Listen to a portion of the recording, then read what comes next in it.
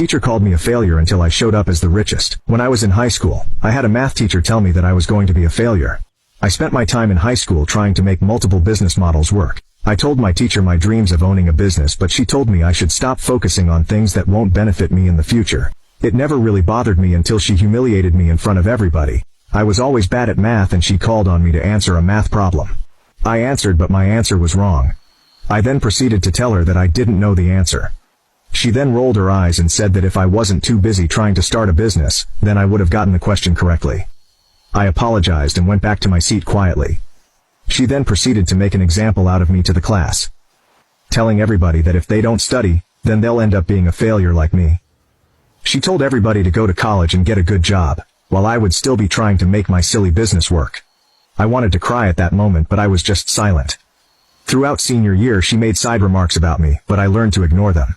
My businesses started doing well, but I kept my success in silence.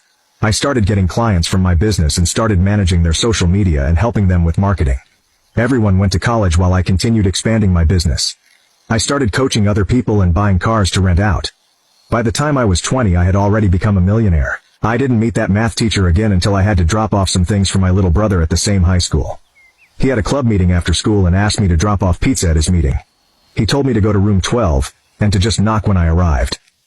As I knocked on the door, my brother opened it and told me to drop the food on the table.